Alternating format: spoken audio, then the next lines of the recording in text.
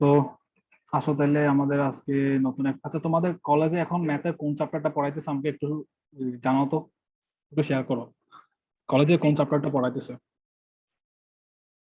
হ্যাঁ, আমাদের হচ্ছে ইন্টিগ্রেশন আর সার্কেল। আচ্ছা আচ্ছা ঠিক আছে।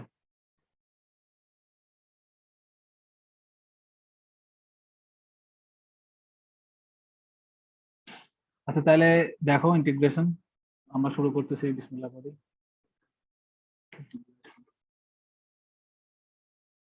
এখানে হচ্ছে ফার্স্ট ইন্টিগ্রেশনের কিছু হিস্টোরি লেখা আছে, তো আমরা একটু দেখি যে এখানে কি লেখা আছে।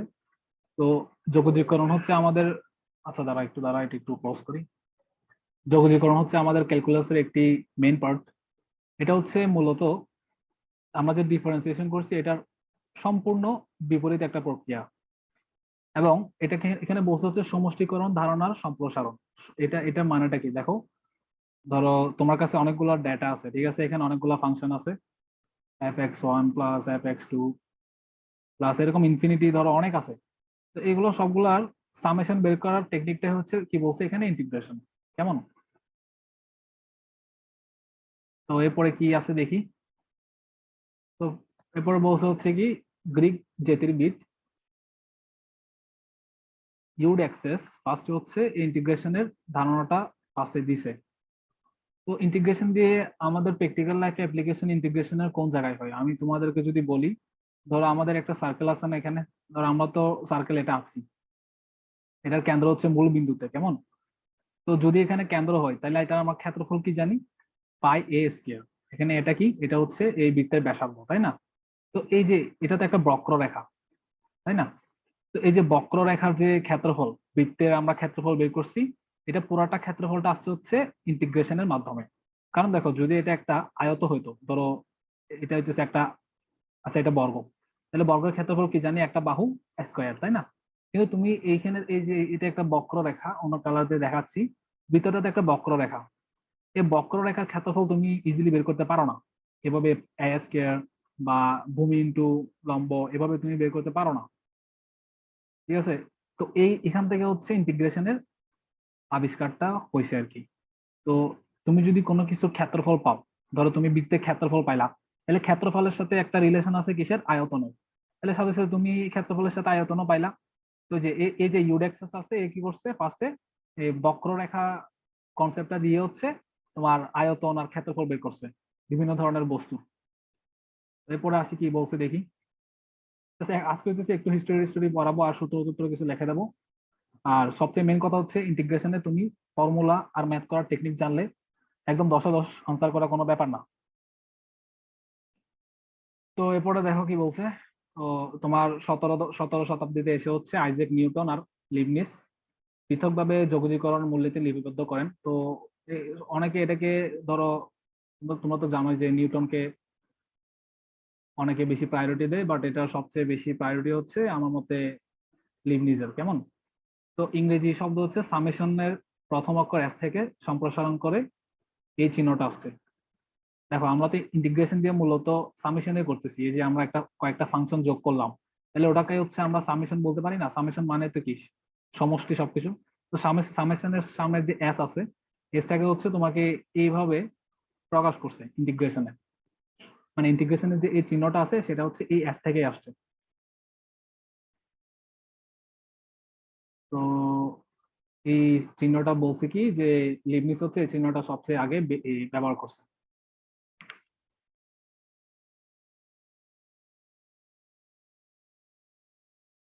তো এরপরে বলছে কি দেখো যে সমষ্টিকরণ ও লিমিটের ধারণা ব্যবহার করে, দাঁড়া আমি একটু জুম করি, সমষ্টিকরণ ও লিমিটের ধারণা ব্যবহার করে বক্ররেখা দ্বারা আবদ্ধ ক্ষেত্রফল নির্ণয়ের উদ্দেশ্যে যোগজীকরণের আবির্ভাব। তো সমষ্টিকরণ আর লিমিটের ধারণা কেমনে ইউজ করবো ওটা আমি নেক্সট পেজে ইনশাল্লাহ দেখাবো। দেখো তুমি ডিফারেন্সিয়েশনের মতো যদি ফর্মুলা গুলো মাথায় রাখতে পারো, ইন্টিগ্রেশনের সব ম্যাথই করতে পারবা। আজকে হচ্ছে ইন্টিগ্রেশনটা কি জিনিস এটা তোমাদেরকে একটু ধারণা দেবো, বা এটার প্র্যাকটিক্যাল লাইফে কোন জায়গায় অ্যাপ্লিকেশন হয় এগুলা। আর আমি যদি বেশি ফাস্ট আগাই তাহলে আমাকে একটু জানাইও। এখানে কি দিছে দেখো যে নির্দিষ্ট জগৎ, এক কথায় তুমি যদি এখানে বইয়ে কি লিখছে আমরা না দেখি 10.1 নির্দিষ্ট জগৎ।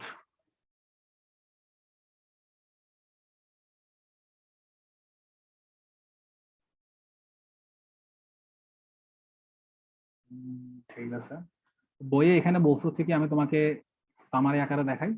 বলছে হচ্ছে কি, কোনো বক্ররেখার দ্বারা আবদ্ধ ক্ষেত্রফলকে যদি আমরা, ধর এটা হচ্ছে একটা বক্ররেখায়, তোমাদেরকে অনেকবার বলছি, এটাকে যদি তুমি অনেক ছোট ছোট ভাগে ভাগ করে ফেলো, তাহলে হচ্ছে আমরা এই বক্ররেখার ক্ষেত্রফলটা বের করার একটা টেকনিক পাইতেছি। এই টেকনিকটা হইতেছে ইন্টিগ্রেশন, এটা এখানে তোমাকে বলছে। এখন নির্দিষ্ট জগৎ জিনিসটা কি, এক কথায় যখন তোমাকে লিমিট দেয়া থাকবে, মানে তোমাকে একটা ইন্টিগ্রেশন করতে দিছে, ধরো তুমি এই সাইনটা দেখছো, এই সাইনের উপরে যদি একটা আপার লিমিট, এই উপরেরটাকে বলে আপার লিমিট আর নিচেটাকে বলে লোয়ার লিমিট। এগুলো নিয়ে একটু ডিটেলস আমি আসবো, বাট একটু এখানে যেহেতু আছে নির্দিষ্ট জগৎ সেজন্য দেখা দিচ্ছি। তোমাকে এখানে যে কোনো একটা দিতে পারে 5x² dx। যদি তোমাকে আপার লিমিট আর লোয়ার লিমিট দেওয়া থাকে, তাহলে তুমি হচ্ছে একটা এই ইন্টিগ্রেশনের একটা ভ্যালু পাবা, ধরো 10 বা 20 এই টাইপের কোন একটা ভ্যালু পাবা, তাই না? এটাকে বলতে হচ্ছে কি নির্দিষ্ট জগৎ। আর যখন এই আপার লিমিট আর লোয়ার লিমিট দেওয়া থাকবে না, জাস্ট তোমাকে ইন্টিগ্রেশনটা করতে বলবে, ধরো তোমাকে এভাবে দিয়ে দিচ্ছে 5x² dx, এটার ইন্টিগ্রেশনের রেজাল্ট কত, তখন হচ্ছে এটাকে কি বলে, অনির্দিষ্ট জগৎ, মানে ম্যাথমেটিক্যাল ভাষায়।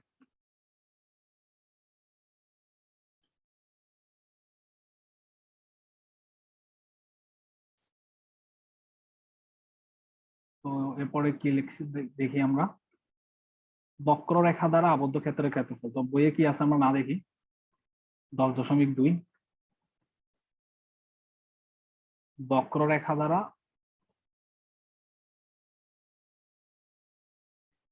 আবদ্ধ ক্ষেত্রের ক্ষেত্রফল।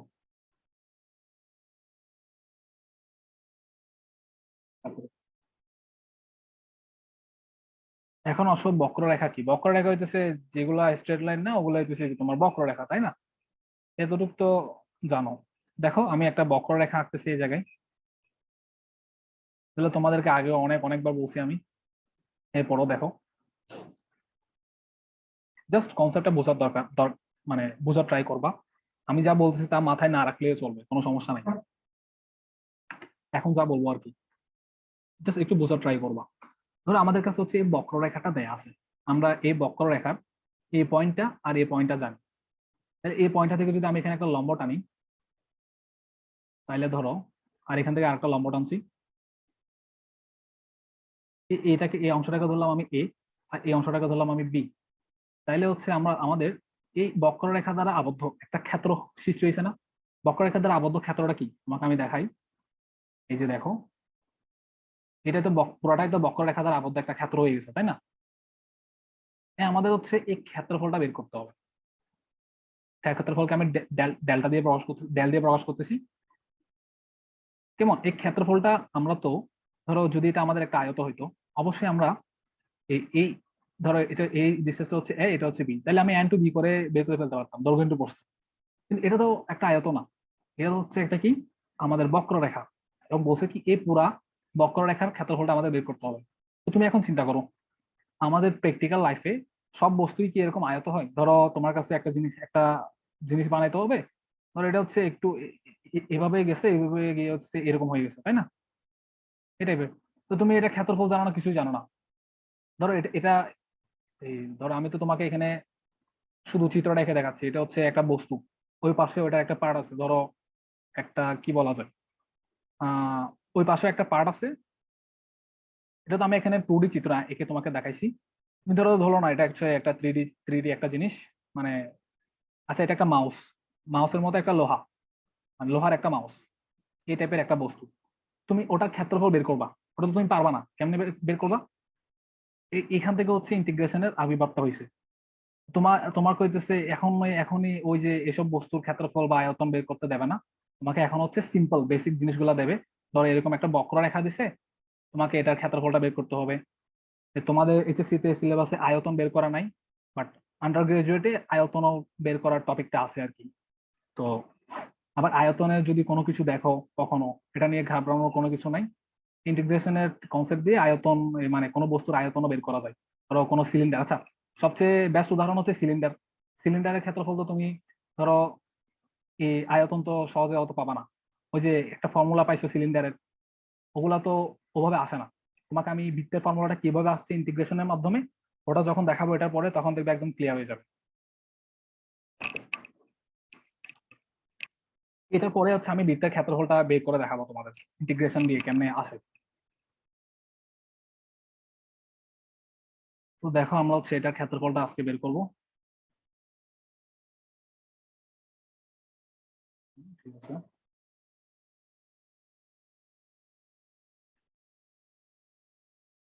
এটা ছিল আমাদের বক্ররেখা। আর এই বক্ররেখার তো অবশ্যই একটা সমীকরণ থাকবে, যেটাকে আমরা হচ্ছে y f(x) দ্বারা প্রকাশ করছি। এটা হচ্ছে একটা সমীকরণকে প্রকাশ করার রূপ। ঠিক আছে, এটা হচ্ছে একটা সমীকরণ, যে কোনো সমীকরণ হতে পারে। তো এখন দেখো আমরা হচ্ছে যদি এটা ক্ষেত্রফলটা বের করতে চাই, তাহলে আমাদেরকে ধরো আমরা হচ্ছে এটাকে এতটুকু অংশ ভাগ করছি। কেমন? এতটুকু অংশ, এই অংশটা এখানে হয়তো তোমার দেখতে বড় লাগতেছে, কিন্তু এই অংশটা হচ্ছে অনেক ছোট।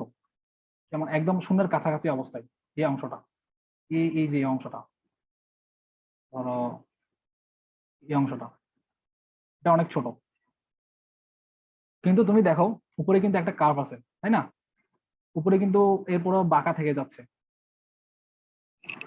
এখন দেখো এই যে এই নিচের এই অংশটাকে যদি আমরা ডাইলেক্স ধরি, আর এই যে উপরের এই অংশটা আছে না, এতটুকু অংশ পুরোটাকে হচ্ছে আমরা f(x1) ধরতেছি।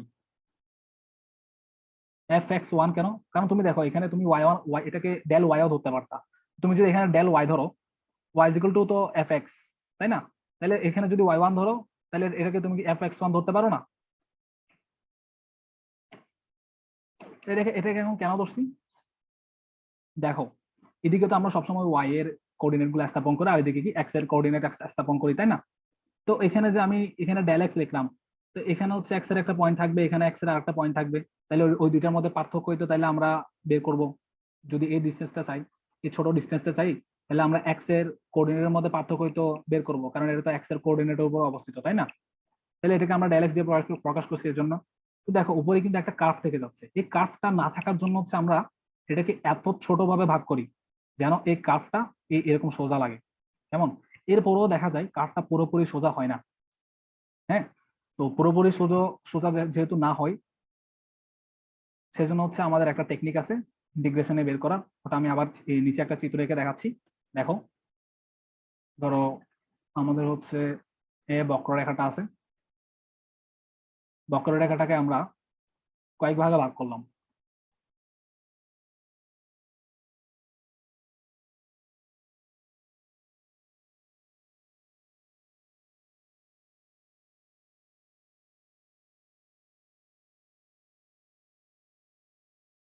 এটা বাউন্ডারি হইতেছে এ থেকে বি পর্যন্ত, আর আর বেশি আর কিছু নাই।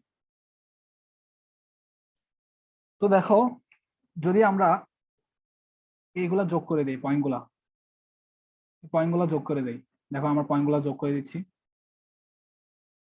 পয়েন্টগুলা যোগ করে দিচ্ছি, মানে নিচে থেকে উপর থেকে পয়েন্টটা যোগ করে দিচ্ছি। ঠিক আছে, দেখো তাহলে এই এই নিচের যে জিনিসটা আছে, এই নিচের এই অংশটা, এই পার্টটার ক্ষেত্রফল কোনো বের করা কোনো ব্যাপার? এটা একটা আয়ত না? আয়তের ক্ষেত্রফল তো তুমি জানো, যদি এই অংশ যদি f(x1) হয়, আর নিচের অংশটা যদি ডেল x হয়, এই নিচের পার্টটা এতটুকু অংশ, তাহলে এটা ক্ষেত্রফল কি হবে? f(x1) into del x। f(x1) হয়তো 5 আর নিচেরটা 4। ঠিক আছে, এখন কথা হচ্ছে উপরে তো একটা অংশ আছে, দেখছো এখানে এখানে কর্নারে একটা অংশ থেকে গেছে না? ওটা আমাদের কি করা লাগবে এখন দেখি বলো? ওটা তো আমাদের কিছু না কিছু করা লাগবে, তাই না? তো যখন আমরা হচ্ছে নিচের পার্ট গুলা নিয়ে দেখো, এগুলা একটাও কি বক্ররেখার বাইরে গেছে? আমি যে আয়তগুলো আঁকছি একটাও কিন্তু বক্ররেখার বাইরে যায় নাই। কেমন? যেহেতু বক্ররেখার বাইরে যায় নাই, তো আমরা বলতে পারি যে এই যে নিচে যে আয়তগুলো আছে, এখানে তুমি কয়টা আয়ত দেখতেছো দেখো তো? একটা, দুইটা, তিনটা। দেখো এখানে ইনফাইনাইট আয়ত, আমাদের ইনফাইনাইট ভাবে এটা ভাগ করতে হবে। আমি জাস্ট তোমাকে এটা বোঝার জন্য বলতেছি। 5, 6, 7, 8টা, এখানে 8টা আয়তক্ষেত্র আছে। তুমি যদি 8টা আয়তের ক্ষেত্রফল বের করো, এখানে ছোট ছোট পার্ট থেকে যাচ্ছে না, তাই না? তাহলে আমরা বলতে পারি, আমরা যদি এখন এটার ক্ষেত্রফলটা বের করি, এটা অরিজিনাল ক্ষেত্রফল থেকে ছোট হবে। ছোট ছোট হবে, তাই না? এই যে ছোট হওয়ার কারণে আমরা এটাকে কি বলতে পারি? নিম্ন জগৎ। নিম্ন জগৎ মানে বাংলা ভাষায় নিম্ন জগৎ। আর নিম্ন জগতে তাইলে কাঙ্ক্ষিত আমাদের যে অরিজিনাল কার্ভটা আছে সেটা থেকে ক্ষেত্রফলটা ছোট হচ্ছে। এখন দেখো, এটা এই যে ছোট হচ্ছে এটা দূর করার জন্য আমাদের একটা টেকনিক আছে। এখন এটা আমরা দেখি। ধরো এটা হচ্ছে আমাদের ওই কার্ভটা, ঠিক আছে? এই আমরা হচ্ছে এটাকে ভাগ করলাম এভাবে। এখন হচ্ছে আমরা এটাকে এভাবে ভাগ করলাম। আচ্ছা না, দাঁড়াও, এটা একটু ভুল হয়ে গেছে।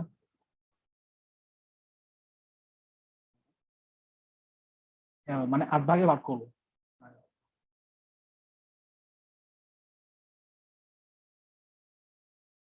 1 2 3 4।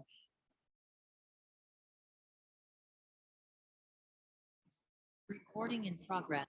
আচ্ছা শোনো, আমার ডেস্কটপে কানেকশন চলে গেছিল, আমি আবার জয়েন করছি আর কি।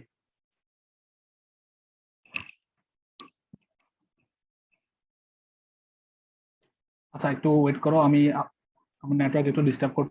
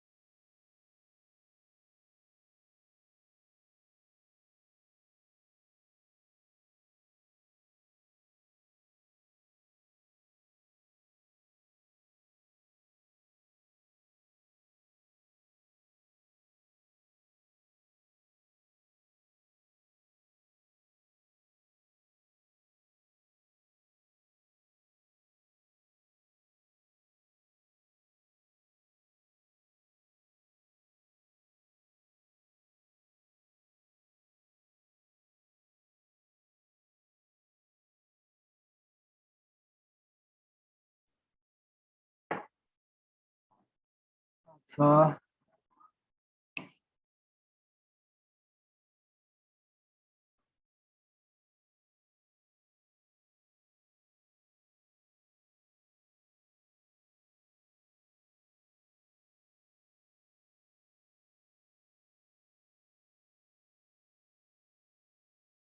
তো তোমাদের নাকি একজনের নেটওয়ার্ক প্রবলেম করতেছে, তারা একটু ওয়েট করো।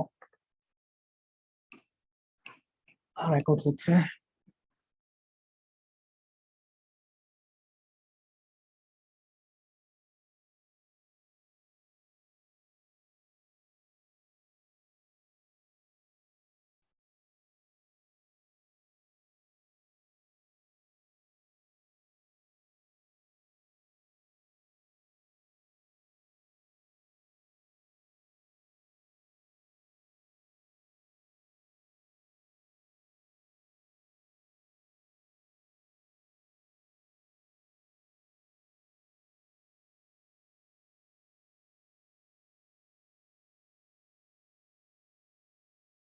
আচ্ছা ঠিক আছে, দেখো ওকে একটু রেকর্ডটা দেখে নিতে বলিও।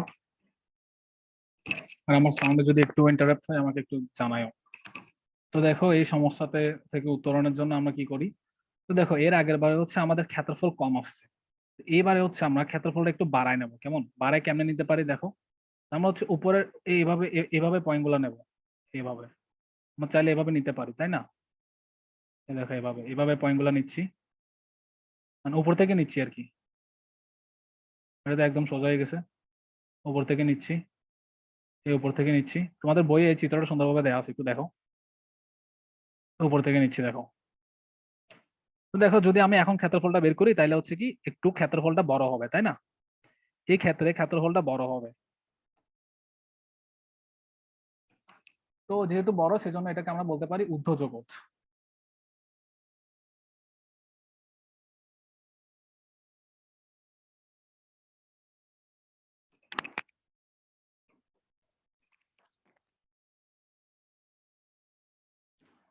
তো এখন দেখো আমরা এটাকে 8 ভাগে ভাগ করছিলাম, তো তখন দেখা যাচ্ছে আমাদের ক্ষেত্রফলের ক্ষেত্রে একটাতে একটু বেশি আসতেছে আর একটাতে একটু কম আসতেছে, তাই না?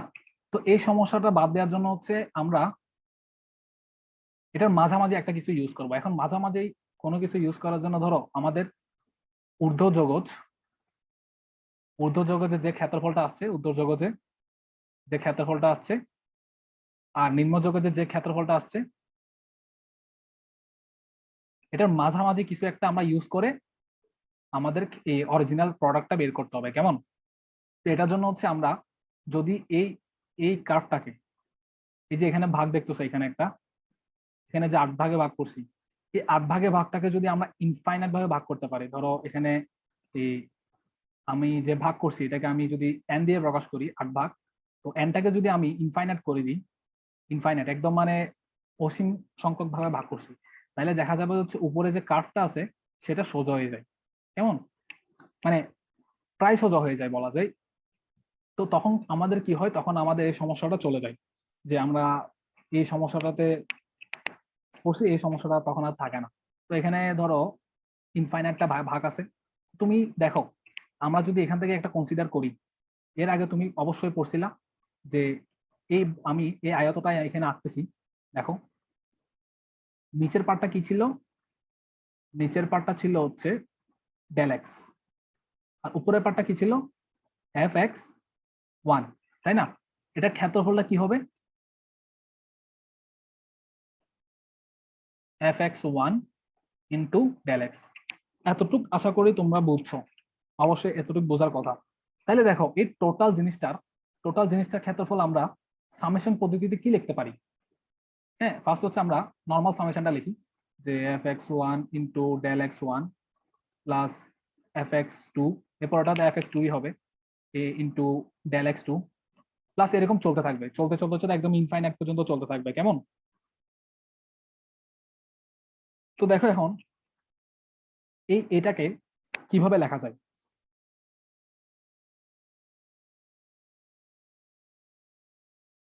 ঠিক আছে, ঠিক আছে, ধরো এটাকে হচ্ছে এই এ দিয়ে হচ্ছে এটার ক্ষেত্রফলটা আমি প্রকাশ করছি। আমরা তো এটা ক্ষেত্রফলই বের করতেছি এই সামেশনটা দিয়ে, ছোট ছোট অংশ টুকরা টুকরা করে করে। তো দেখো এ ইজ ইকুয়াল টু আমরা কি লিখতে পারি, এই সামেশন চিহ্নটা দিলাম, উপরে একটা এন আছে, এন মানে হচ্ছে এটা এন সংখ্যক বার চলতে থাকবে। কেমন? কিন্তু দেখো এখানে কিন্তু এন সংখ্যক না, এটা কিন্তু ইনফিনিটি পর্যন্ত যাইতে থাকবে, তাই না? আমি জাস্ট এখানে এন লিখছি, একটা ন্যাচারাল নাম্বার। আর শুরু কখন থেকে হবে, I is equal to one. I is equal to one দিয়ে বলতেছে শুরুটা 1 নাম্বার থেকে হবে, মানে 1 দিয়ে এটা শুরু হবে ফাংশনটা। ফাংশনে যে এক্স এর ভ্যালু বসাবা তুমি, ওটা হচ্ছে 1 হবে ফার্স্টেরটা, কোনো জিরো হবে না। এরপরে এই ফাংশনটাকে আমরা কি লিখতে পারি, এফ এক্স আই, যেহেতু I is equal to one, তাহলে I is equal to one দিয়ে হচ্ছে এটা শুরু হবে, তাই না? দেখো আমি এখানে এফ এক্স ওয়ান লিখলাম, দেখো এখানে এফ এক্স ওয়ান লিখছি না উপরেরটাতে, ঠিক আছে, এখানে এফ এক্স আই লিখছি। এর মানেটা কি, এখানে যেহেতু ওয়ান আছে সেই জন্য I is equal to one হবে। এখানে যদি আই, এটা যদি শূন্য হইতো তাহলে আই ইজ ইকুয়াল টু কি হতো, শূন্য হইতো। এটা আমাদের হচ্ছে ওয়ান ওয়ান, আর এন সংখ্যক পর্যন্ত চলতে থাকবে। আর এখানে আমাদের আরেকটা কি পোর্শন ছিল, দেখো আরেকটা ছিল হচ্ছে ডেল এক্স, ঠিক আছে, ডেল এক্স। ডেল এক্সও তুমি চাইলে আই লিখতে পারো, সমস্যা নাই। এখন দেখো এই যে এনটা কিন্তু আমি কি বলছিলাম, ইনফাইনাইট সংখ্যক ভাবে ভাগ করতে হবে। কেন? কারণটা হচ্ছে নাইলে আমাদের একবার নিম্ন জগজে ক্ষেত্রফলটা কম আসতেছে, আর একবার ঊর্ধ্ব জগজে ক্ষেত্রফলটা কি আসতেছে, বেশি চলে আসতেছে। তো দেখো এই জন্য হচ্ছে আমরা limit N tends to infinity বলি, এনটা ইনফিনিট সংখ্যক চলতে থাকবে। কেমন? এখন দেখো এই যে তুমি এটা দিয়ে ক্ষেত্রফল বের করছো, এটা হচ্ছে কি সমষ্টিকরণ একটা রূপ। এটাকে ইন্টিগ্রেশনে হচ্ছে এটাকে এই limit N tends to infinity আছে, এটাকে হচ্ছে সামেশন দিয়ে প্রকাশ করে, সামেশনের যে সাইনটা আছে ওটা দিয়ে প্রকাশ করে। আর যে তোমার এখানে এফ এক্স আই যেটা দেখতেছো, এফ এক্স আই, সেটাকে হচ্ছে ফাংশন অফ এক্স বলে, সেটা ফাংশন অফ এক্সই থাকে। আর এখানে যে ডেল এক্স দেখতেছো সেটাকে কি বলে, ডিএক্স। আর এই যে এখানে একটা সামেশনের একটা চিহ্ন দেখতেছো, এই চিহ্ন সমষ্টিকরণ চিহ্নটা, এটাকে হচ্ছে ইন্টিগ্রেশনের যে লিমিট আছে এই লিমিট বের করতে হচ্ছে এইটার হেল্প লাগে। কেমন? তো তাইলে এখান থেকে আমরা কি পাইলাম, A is equal to integration F X D X, আর এখানে এই আপার লিমিট হচ্ছে বি আর লোয়ার লিমিট হচ্ছে এ। তো এটাই হচ্ছে তোমার ইন্টিগ্রেশনের এত কাহিনী, বক্ররেখার একটা ক্ষেত্রফল বের করার। ঠিক আছে, তোমার যদি এটা বুঝতে বেশি সমস্যা হয়, ধৈর্য ধরো, পারলে রেকর্ডটা আরেকবার একটু কষ্ট করে দেখিও, দেখবা আস্তে আস্তে ইন্টিগ্রেশন কি জিনিস এটা একদম মাথায় একদম ঢুকে গেছে। কেমন?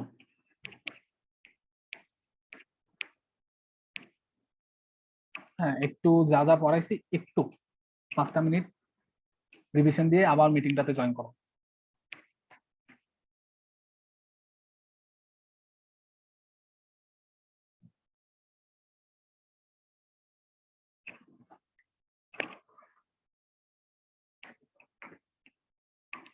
আর ইন্টিগ্রেশনের কনসেপ্টটা বুঝতে একটু সময় লাগলেও ম্যাথগুলো খুবই সোজা, ম্যাথগুলো দেখবো অনেক তাড়াতাড়ি মিলবে।